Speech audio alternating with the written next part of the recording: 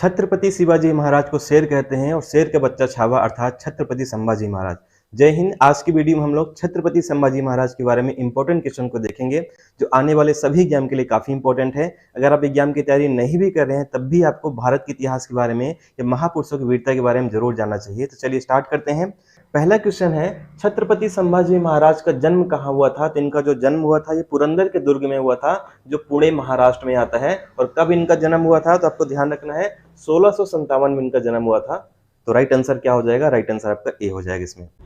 छत्रपति संभाजी राजे किनके उत्तराधिकारी थे? तो आपको ध्यान रखना है छत्रपति शिवाजी महाराज के उत्तराधिकारी थे। तो राइट आंसर क्या हो जाएगा? ए हो जाएगा। इनके कुल 2 पुत्र थे। बड़े पुत्र का नाम है संभाजी महाराज और छोटे पुत्र का नाम है राजा राम। इसके अलावा इनकी 6 बेटियां भी थी। नेक्स्ट है, छत्रपति संभाजी राजे की माता का नाम क्या था? तो इनकी माता का नाम था महारानी सईवई निम्बालकर। टोटल छत्रपति शिवाजी महाराज जी की जो पत्नियां थी, इनकी पत्नियों की संख्या टोटल कितनी थी? 8 पत्नियां थी। इनका यह भी ध्यान रखना है कि छत्रपति संभाजी राजे का जब जन्म हुआ था उसके 2 साल बाद ही इनकी मृत्यु हो गई थी और फिर इसके बाद इनका जो पालन पोषण है ये इनकी दादी जीजाबाई ने इनका पालन पोषण किया हुआ था। ये सारे फैक्ट भी आपको अच्छे तरीके से ध्यान रखने हैं। नेक्स्ट है, छत्रपति संभाजी राजे अपने समय के शासनकाल में कितने युद्ध किए थे? इन्होंने अपने पूरे जीवन काल में लगभग 210 युद्ध किए थे और एक भी युद्ध ये हारे नहीं थे।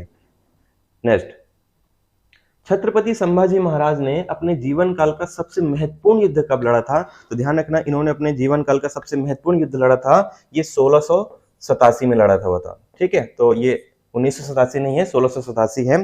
कौन सी लड़ाई थी? तो आपको ध्यान रखना है ये लड़ाई का नाम है वाई की लड़ाई है और इसमें संभाजी के प्रिय मित्र हम्बीर राव मोहिते मारे गए थे जिससे उनकी सेना का मनोबल काफी टूट गया था।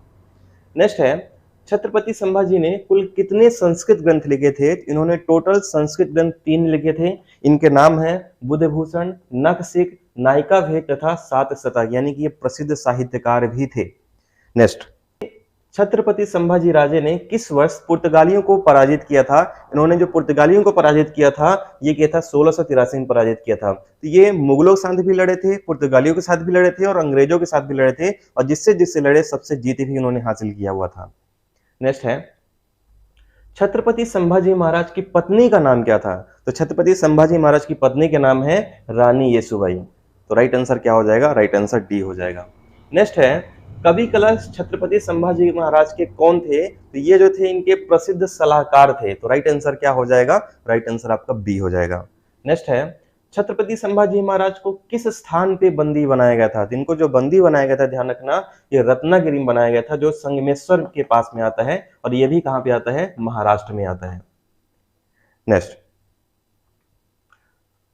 छत्रपति संभाजी महाराज की मृत्यु कब हुई थी? तो इनकी जो मृत्यु हुई थी ये 1689 में हुई थी। पूरा डेट ध्यान रखना है आपको, 11 मार्च 1689 में इनकी मृत्यु हुई थी। लेकिन इनकी मृत्यु बहुत ही दुखद है, बहुत सारी यातनाएं दी गई थी। इनके समय पे मुगल बादशाह औरंगजेब था और इन्होंने इनको जब बंदी बनाया इसके बाद इनके उंगलियों से नाखून को निकाल लिया गया, लोहे की रॉड से इनकी दोनों आंखों में डाल दिया गया।